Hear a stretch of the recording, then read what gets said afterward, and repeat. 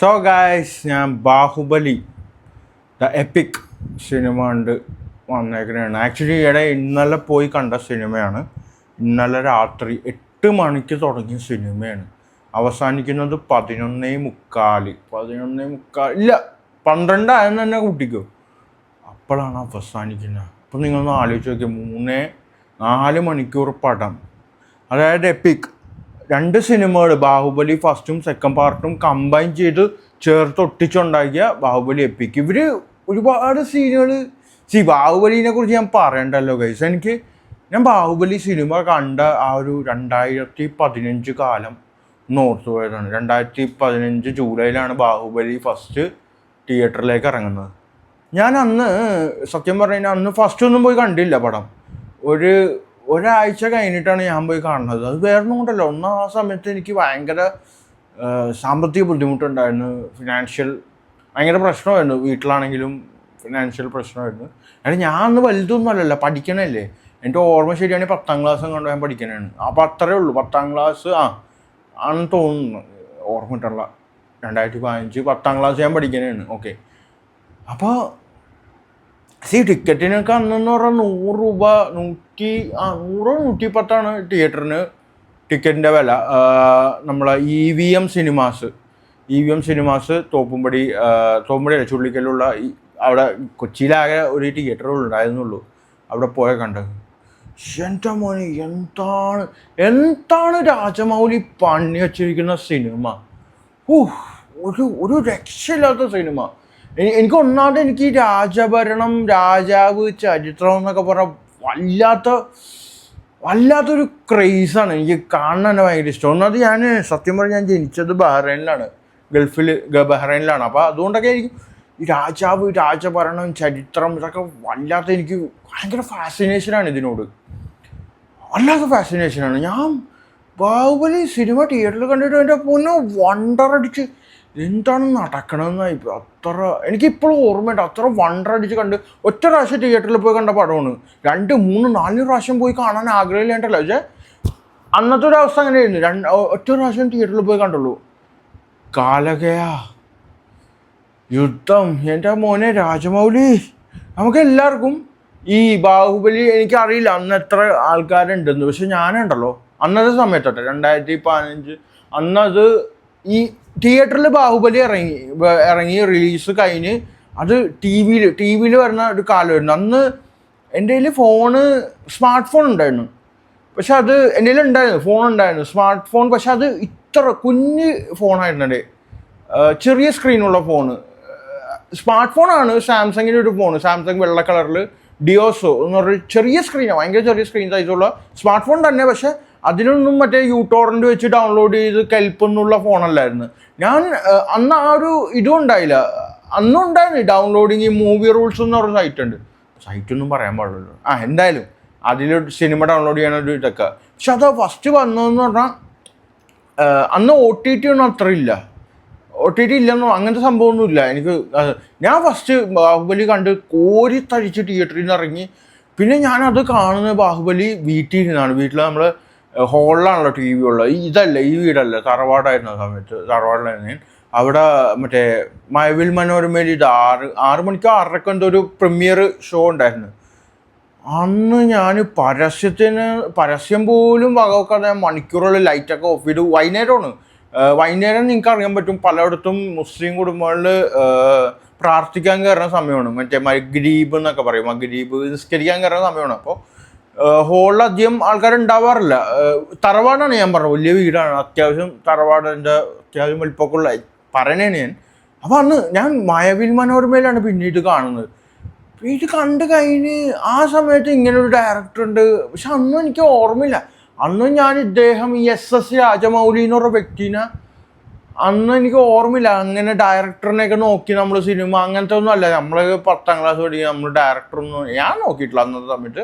അന്ന് അങ്ങനെ ഇല്ലെന്ന് തോന്നുന്നു, അങ്ങനെ ഇല്ല.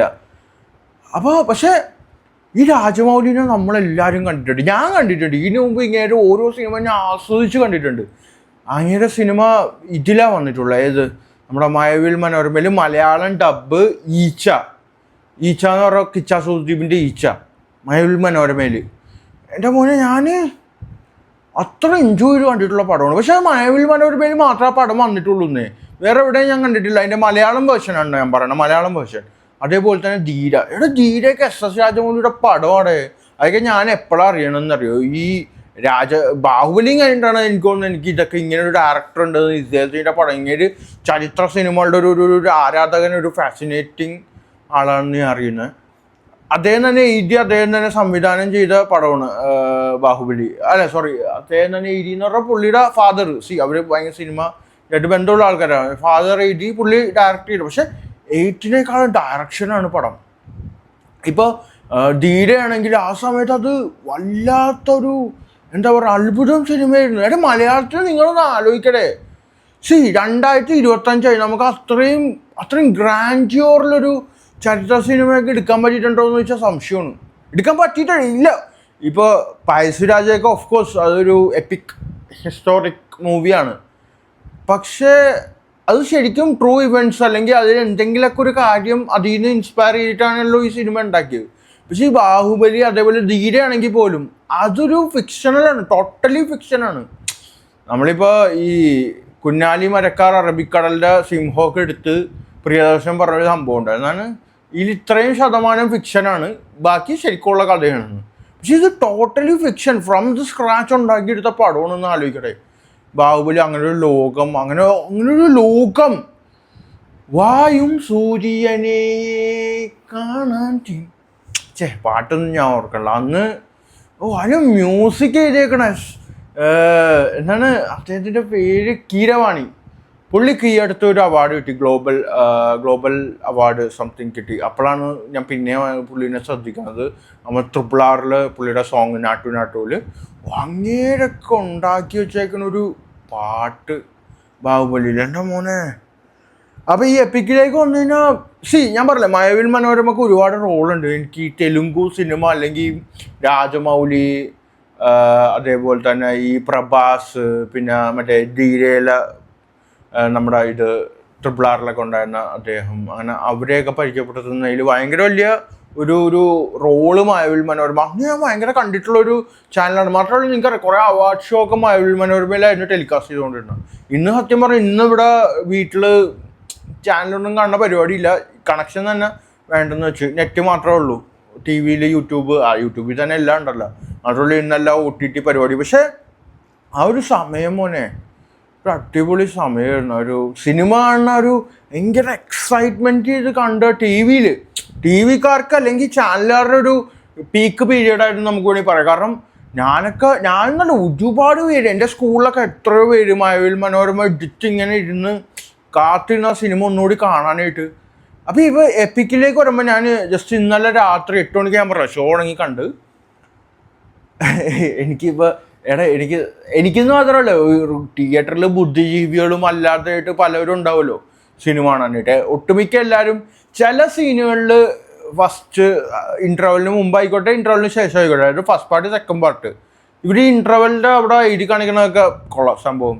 2 വർഷം നിങ്ങൾ ഇനി ബാഹുബലി കട്ടപ്പനെ കൊന്നത് എന്തിനാണ്, അല്ല കട്ടപ്പ ബാഹുബലിനെ കൊന്നത് എന്തിനാണ് 2 വർഷം കാത്തിരിക്കേണ്ടെന്നുള്ള സംഭവമൊക്കെ കൊള്ളാം. പക്ഷെ എന്നാലും അവർ കുറേ കാര്യങ്ങൾ ഇതിൽ കട്ട് ചെയ്തിട്ടുണ്ട്. ഇപ്പോൾ എപ്പിക്കിലേക്ക് വരുമ്പോൾ ബാഹുബലിയിൽ ഇപ്പോൾ കുറേ സീനുകൾ കട്ട് ചെയ്തിട്ടുണ്ട്. മാത്രമല്ല നമുക്ക് ശരിക്കും ചില സീനുകളിലൊക്കെ നമുക്ക് ചിരി വരും. കാരണം ബാഹുബലി നമ്മൾ എൻജോയ് ചെയ്ത് കണ്ടിരുന്നു, നമ്മൾ ആ ടൈമിൽ എൻജോയ് ചെയ്ത് കണ്ടിരുന്നു. ഇപ്പോഴും ബാഹുബലി നമുക്ക് ഇരുന്ന് കാണാൻ പറ്റില്ല. യുദ്ധം പരിപാടിയൊക്കെ സൂപ്പർ ഗംഭീരമാണ്. അതിനൊന്നും റീപ്ലേസ് ചെയ്യാനൊന്നും ഉണ്ടാക്കിയിട്ടില്ല, ഇതുവരെ ഉണ്ടാക്കിയിട്ടില്ല മലയാളം ഇന്ത്യൻ സിനിമയിൽ ഉണ്ടാക്കിയിട്ടില്ല. അപ്പോൾ എനിക്ക് തോന്നിയെന്ന് പറഞ്ഞാൽ ഇപ്പോൾ നമ്മൾ ഈ സിനിമ കാണുമ്പോൾ മലയാളം, ഞാൻ അന്നും കണ്ടത് മലയാളമാണ്, ഇന്നും കണ്ടത് മലയാളമാണ് എപ്പിക്ക്. ഓഫ് കോഴ്സ് എനിക്ക് ഏറ്റവും മനസ്സിലാവുന്ന ഒരു ഭാഷ അതാണ്. എനിക്ക് തമിഴും ഈവൻ ഹിന്ദി പിന്നെയും മനസ്സിലാവും, എന്നാൽ പോലും മലയാളം കോർ അതാണ് എൻ്റെ ഭാഷ. പക്ഷെ ഇത് ചില സീനുകളിലൊക്കെ ചിരി വരുമോ കാരണം ഇതൊന്നത് അച്ചടി ഭാഷയാണല്ലോ മലയാളം. അച്ചടി ഭാഷ, അത് മാത്രമല്ല ഡബ്ബിങ് ഒക്കെ എനിക്ക് ഇപ്പോൾ തോന്നുന്നു ഇച്ചിരി കൂടി ബെറ്റർ ആക്കായിരുന്നു. പ്രത്യേകിച്ച് സെക്കൻഡ് പാർട്ടിൽ നമ്മുടെ രഘുപതി ഇതിൻ്റെയൊക്കെ ഡബ്ബിങ് ഇച്ചിരി ശോകമായിട്ടാണ് എനിക്ക് തോന്നിയത്. ചില മറ്റേ എന്താ പറയുക സിറ്റുവേഷൻ ചിരിക്കാനൊക്കെ വരുന്നുണ്ട്. അത് എന്തുകൊണ്ട് ചിരിക്കാൻ വരുന്നതെന്ന് വെച്ച് കഴിഞ്ഞാൽ അച്ചടി ഭാഷയാണ്. ഒന്ന് മലയാളം അച്ചടി ഭാഷയാണ്, അതാണ്. പിന്നെ ഈ കട്ടപ്പയുടെ കുറേ കാട്ടായങ്ങളൊക്കെ ചില സീനുകളിലൊക്കെ ചിരി വരും. അതുപോലെ കുറേ പേരൊക്കെ കമൻറ്റ് പാസ് ചെയ്യുന്ന ഈ കമൻറ്റ് പാസ് ചെയ്യുന്ന ഇത്ര നമ്മൾ ഭയങ്കര സിനിമ പാഷൻ എന്തൊക്കെ പറഞ്ഞിരുന്നാലും ചില സീനുകളിലൊക്കെ നമുക്ക് ചിരി വരും.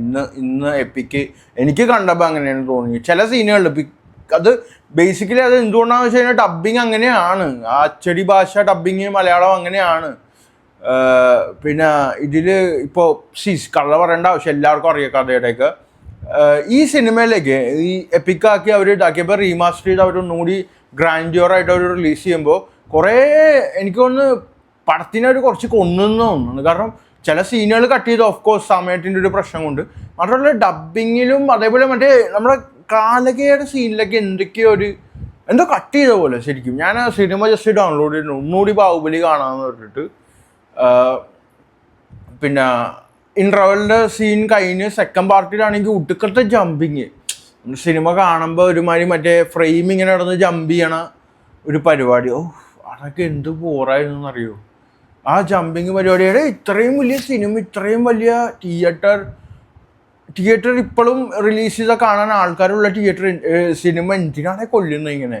തിയേറ്റർ അതിൻ്റെ ഞാൻ കണ്ട തിയേറ്ററിൻ്റെ പ്രശ്നമാണെന്ന് എനിക്ക് തോന്നണില്ല. കാരണം ഇൻ്റർവെൽ വരെ പടം ഒരു കുഴപ്പമില്ല, ഞാൻ പറഞ്ഞ സ്ക്രീനിൽ കാണുന്നതിന് ഒരു കുഴപ്പമില്ല. അത് കഴിഞ്ഞിട്ട് ഭയങ്കര ഇങ്ങനെ ജമ്പിങ് അങ്ങോട്ടും ഇങ്ങോട്ടും ഫ്രെയിമുകൾ ഇങ്ങനെ എന്താ പറയുക, ഈ ആസ്പെക്ട് റേഷ്യോ അങ്ങോട്ടും ഇങ്ങോട്ട് മാറുന്ന പോലെയൊക്കെ ഉള്ള ഒരു സംഭവം. അത് ഭയങ്കര ബോറായിരുന്നു, ഭയങ്കര പ്രശ്നമായിരുന്നു. അത് ഒരു സുഖം ഉണ്ടായില്ല. കാരണം കുറേ പേരിങ്ങനെ നോക്കണ്ടായിരുന്നു അങ്ങോട്ടും ഇങ്ങോട്ടൊക്കെ പറയാനായിട്ട് ഇതിൻ്റെ പ്രശ്നമാണെന്ന്. പിന്നെ സെക്കൻഡ് പാർട്ടിലേക്ക് വരുമ്പോൾ എനിക്ക് തോന്നുന്നു ബാഹുബലി ഞാൻ ഫസ്റ്റ് പാർട്ടിൻ്റെ ഫാനാണ്. എനിക്ക് ബാഹുബലി സെക്കൻഡിനേക്കാൾ എനിക്ക് പേഴ്സണലി ഇഷ്ടപ്പെട്ട ഫസ്റ്റ് പാർട്ടാണ്. കാരണം സെക്കൻഡിൽ കുറച്ചും കൂടി ഒരു നാടകീയത, ഒരു ഡ്രമാറ്റിക് ഇച്ചിരി കൂടി കൂടുതലായിട്ടാണ് എനിക്ക് തോന്നുന്നത്. ഫസ്റ്റ് പാർട്ട് തന്നെ, അതായത് ആ കാലകയ സീനും പിന്നെ പല കാര്യങ്ങളും ഫസ്റ്റ്. പിന്നെ ഇതിൽ നമ്മുടെ കിച്ചാ സുദീപ് പറഞ്ഞൊരു സീനുണ്ട്, മറ്റേ വാളൊക്കെ മറ്റേ എന്താണ്, എൻ്റെ വാള് ഏറ്റവും വലിയ വാളാണ്, ഈ വാളിനെ വെട്ടിക്കാൻ നിൻ്റെ വാളിനോ പറ്റുമോ എന്നൊക്കെ പറഞ്ഞിട്ടുള്ളൊരു സീനില്ലേ. അങ്ങനെയാണല്ലേ എൻ്റെ രീതിക്ക് പറഞ്ഞിരുന്നു. അപ്പോൾ കിച്ചാ സുദീപിൻ്റെ ആ സീനൊക്കെ കട്ട് ചെയ്ത് കളഞ്ഞിട്ടുണ്ട്. മറ്റേ കിച്ചാ സുദീപും കട്ടപ്പയായിട്ടുള്ള ഇമോഷണൽ ഞാൻ അടിമ ആണ്, എനിക്ക് ഇതിനോടുള്ള ഇതില്ല എന്നൊക്കെ പറഞ്ഞ സംഭവം അത് അപ്പാട് കട്ട് ചെയ്തിട്ടുണ്ട്. പിന്നെ കുറേ സീൻ ഇവർ നറേറ്റ് ചെയ്തിട്ടുണ്ട്. കുറേ മറ്റേ തമന്നായിട്ട് അടിപൊളി സീൻസൊക്കെ ഇവർ കട്ട് ചെയ്തിട്ട് അതൊരു സ്റ്റോറി പോലെ പെട്ടെന്ന് ഇങ്ങനെ ഓടിച്ചു കൊണ്ടുണ്ട്. പിന്നെ മറ്റേ പാട്ടുണ്ടല്ലോ മനോഹരി, ആ പാട്ട് മൊത്തം കട്ട് ചെയ്ത് കളഞ്ഞിട്ടുണ്ട്. ആ 3 പെണ്ണുങ്ങളുടെ മനോഹരി, അതൊരു വേറെ അടിപൊളി പാട്ട്. ആ ഒരു പാട്ട് ശരിക്കും എനിക്ക് വല്ല ഇറാനിലൊക്കെ ഷൂട്ട് ചെയ്ത ഫീലാണ് കിട്ടണം ആ പാട്ട് കേൾക്കുമ്പോൾ. സീരിയസ്ലി ഭയങ്കര ഡിഫറൻസ് ആണ് ആ പാട്ട് സിനിമയിൽ കൊണ്ടുവന്നേക്കണം. അങ്ങനെ കുറേ സീനുകൾ കട്ട് ചെയ്തിട്ടുണ്ട്. ഞാൻ പറയുന്നത് ഓഫ്കോഴ്സ് നിങ്ങളൊരു ബാഹുബലി ഡൈ ഹാർഡ് ഫാനാണ് തിയേറ്ററിൽ പോയി കാണാം. പക്ഷേ ഞാൻ പറയുന്നത് വീട്ടിൽ ബാഹുബലി HD പ്രിൻറ്റിൽ ഇട്ട് ഡൗൺലോഡ് ചെയ്തിട്ട് നല്ല ഇരുട്ടിൽ അങ്ങനെ ഇരുന്ന് കണ്ടുകഴിഞ്ഞാൽ എനിക്ക് തോന്നുന്നു ഇതിനേക്കാളും കിക്ക് കിട്ടും. കാരണം ഇത് 3.75 മണിക്കൂർ തിയേറ്ററിൽ ഇരുന്ന് എന്തോ പോലെ ആവും ശരിക്കും. സമയം അങ്ങനെയാണ്. ഒരു 2-2.5 മണിക്കൂർ മാക്സിമം പോയി കഴിഞ്ഞാൽ 2.75 മണിക്കൂറൊക്കെ പറ്റുള്ളൂ തിയേറ്ററിൽ. അതിന് മേളിൽ പറ്റത്തില്ല ഇരിക്കാനായിട്ട്. അത് സിനിമ എന്തായാലും അത്രയും ലോങ് ആയിപ്പോയി. അല്ല അങ്ങനെ ആയിരിക്കുമല്ലോ 2 പടം ഒരുമിച്ച് ഇതാക്കുമ്പോൾ.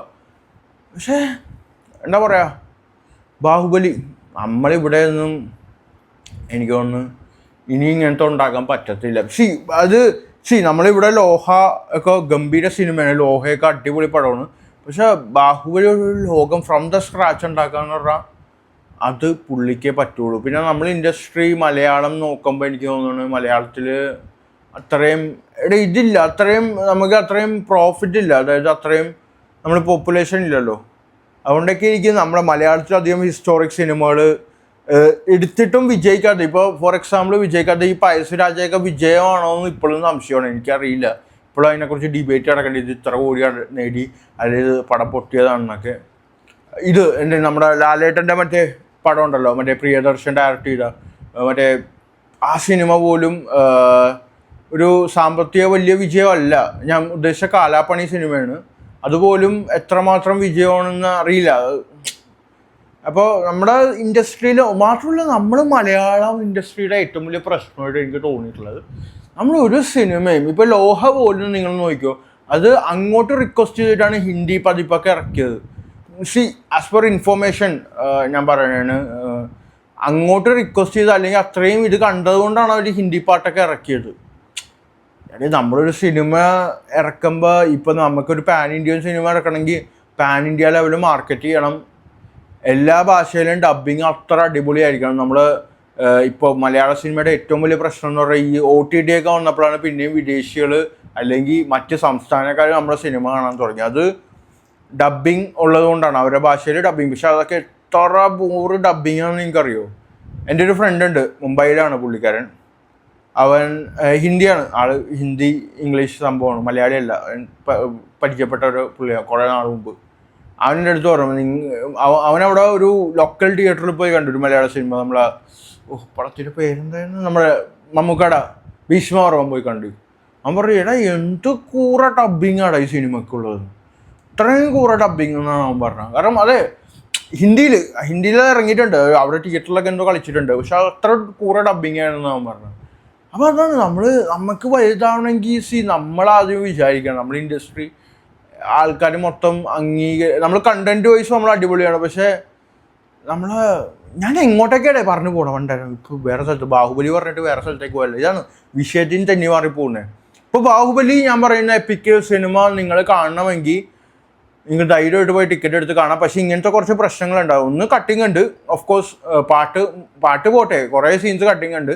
അത് മാത്രമല്ല അതിൻ്റെ നിങ്ങൾക്ക് ആ ഒരു ഫീൽ ചെയ്തിട്ടുണ്ടാകും നിങ്ങൾ പറയണം. സെക്കൻഡ് പാർട്ടിൻ്റെ ഒരു ജമ്പിങ് പരിപാടിയുണ്ട്, അത് നിങ്ങൾ പറയണം ഉണ്ടോ എന്ന് എനിക്കറിയില്ല. ഞാൻ തിയേറ്ററിൽ പോയി ഭയങ്കര അരോചകം വരുന്ന സെക്കൻഡ് പാർട്ടിലുള്ള ഒരു ജമ്പിങ് പരിപാടിയൊക്കെ. പിന്നെ നിങ്ങൾക്കുണ്ടോ ഗൈസ്? നിങ്ങൾ മഴവിൽ മനോരമയിൽ ഈ ധീരയൊക്കെ മഴവിൽ മനോരമയിൽ കണ്ട ആൾക്കാരുണ്ടോ? ഈച്ച എനിക്ക് തോന്നുന്നു ഒരുപാടുണ്ട്. എൻ്റെ കൂട്ടുകാരൊക്കെ മഴവിൽ മനോരമ ശരിക്കും രാജമൗലിയുടെ പടങ്ങൾ അല്ലെങ്കിൽ തെലുങ്ക് പടങ്ങൾ മെയിനായിട്ട് കണ്ടു തുടങ്ങിയ ഈ പ്രത്യേകിച്ച് ധീരയും ഇതൊക്കെ കണ്ടത്. So yes, that's it. Baahubali.